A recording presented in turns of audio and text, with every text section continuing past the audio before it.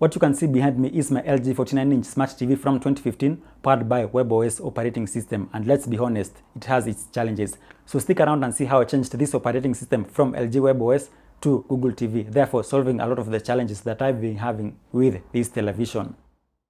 To change from WebOS with LG Content Store to Google TV that has access to the Play Store, I chose the cheapest and easiest method, and that's by using this gadget over here. This is the realme 4K Smart Google TV Stick. I bought this gadget on AliExpress for around 5,700 Kenya Shillings, and let's be honest, this is way much cheaper than buying either a Sony or a TCL TV to replace this TV. I cannot buy another TV because this TV is working fine, although it is 7 years old. The only challenges that I'm having with this TV are the operating system and one of the applications. Inside the packaging we have the streaming stick, Bluetooth remote control, 1 ampere power adapter, micro USB cable, 2 AAA batteries, a HDMI extension, and finally some paperwork that includes a manual and the warranty card. And the following are the realme 4K Smart Google TV Stick specifications. It has 2 GB RAM, 8 GB internal storage. We're going to see how you can expand this later on in the video. It is powered by an ARM Cortex-A35 quad-core CPU, and it is based on Android 11. It supports 4K P60, HDMI 2.1, 5 GHz Wi-Fi, and HDR10+. To install this device, you just connect it to your HDMI extender and plug it into the back of the TV. Then you connect your power cable and you pair your remote control. And we put down our Magic Motion remote control, which I'm very sad to see go. And then we retain our realme 4K Bluetooth remote control. So this is Google TV operating system. So what do I like about Google TV? Number one is that you have a content-centric homepage over here. The second thing I love about Google TV is the lack of a separate homepage and applications buttons on the remote control as well as on the operating system. To me, that does not make sense, but on Google TV, there are no separate buttons or profiles for the two of them. They are both available on the top of the screen like that. And the last thing that I love about Google TV is the ability to add more profiles to the operating system. You can see over here, you can just add another profile. And this is a very good idea for those homes that have more than one person watching. Now, for example, you won't get those weird recommendations when someone watches YouTube using your account. Plus, you can add your kids' profile over here as well. Now, I will base my realme 4K Smart Google TV Stick review on what I'm improving on this LG Smart TV. So what am I improving from LG WebOS 2.0 by installing Google TV? Number one, Chromecast. LG WebOS does not have Chromecast. And the availability of Chromecast is a very big deal, and that's why I got Google TV. So finally, I can cast my Spotify, Mixcloud, Hear This Art, Google Podcast, Vimeo, and many others, including Hear This Art. I can finally cast all this content onto my TV from my Android phone. I was never able to do that on LG WebOS. LG only has casting enabled for native apps. What this means is that the app must be available on both the TV and your phone for casting to work. Chromecast on Google and Android TV does not require that. What you just need to see is the casting icon on the content you are consuming on your phone for it to go to the TV. No more, Spotify is not available on LG WebOS TV notifications again. Number two, access to Google Play Store. There are way more applications on Play Store than there are on LG Content Store. And now I can get applications like Twitch, Spotify, Vimeo, VLC Media Player, and those are applications that I never got on the LG Content Store. And I'm aware that Spotify is available on the newest LG 4.0 operating system, available on TVs from 2019. But that's the only application together with, I guess, Twitch. The rest I cannot get on Content Store. And that's why I'm also not considering getting a brand new LG TV, because I can get all the content that I want on the Play Store instead.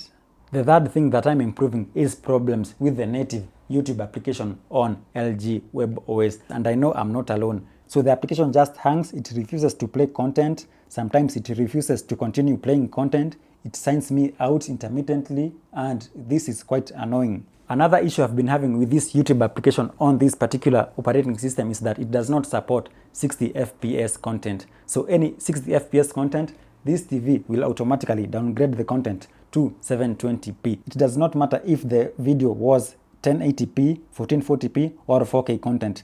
That video will be downgraded to only 720p. But now with Google TV, I can finally watch 60 FPS content because this Google TV stick has support for 4K P60. Another big advantage of Google and Android TVs is the ability to sideload apps. If an app is not available on the TV Play Store, then I can get a smartphone APK version and install it on the TV. This is impossible on all LG TVs. And finally, the biggest improvement that I'm having with Google TV is Google Assistant. Watch this. Play Sauti Sol music on Spotify.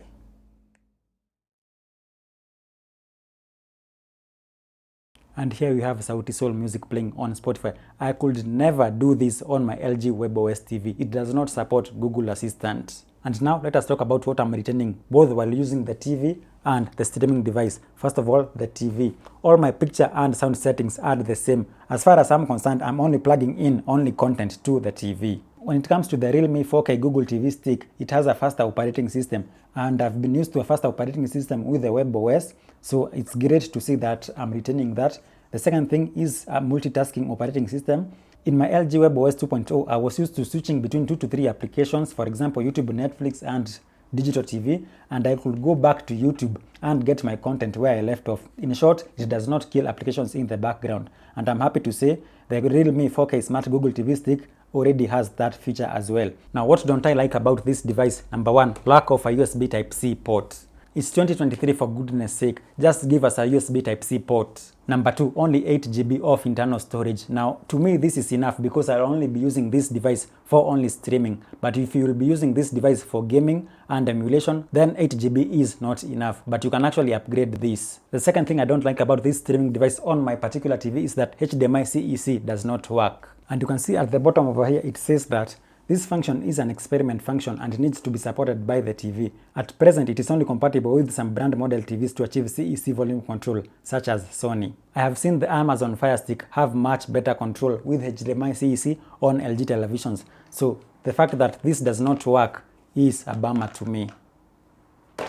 If it worked, I would have used the volume buttons on my remote control to control the volume of the TV directly. Another thing HDMI CEC would have enabled me to do is to control the streaming device with the TV remote control, and this would have been a much better deal to me, to only use one remote control instead of using 2 remote controls. By using Google TV, what features am I sacrificing that I was used to on my TV? Number one, the pointer.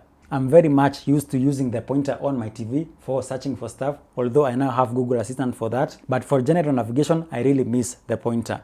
But I have a solution for that. And that is this cable over here. This is a micro USB OTG cable that I bought on AliExpress for around 200 Kenya Shillings. To use it, you just plug in your power over here, and then you plug the USB streaming device to this other end. On this other end, you can see a USB Type A port where you can plug in your flash disk to expand the storage. In my case, I'm just going to plug in this receiver and use my remote control over here with a pointer on the screen. So that is a problem that I can solve. The downside is that I now have 3 remote controls instead of 1. Another thing that I'm sacrificing is the lack of an Ethernet connection. I'm used to connecting my smart TV to my internet using an Ethernet cable. I know I'm asking for a lot here because this is a very budget device, but at least it has the ability to connect to 5 GHz Wi-Fi, which is faster than the normal 2.4 GHz Wi-Fi. But in the end, Ethernet has much higher speeds than Wi-Fi. That being said, I love my new Google TV experience and I'm not going back to LG WebOS 2.0. So that's it. If you learned something new today, please leave a like. If you have any comments or questions, please post them in the comments below. Thank you for watching and goodbye.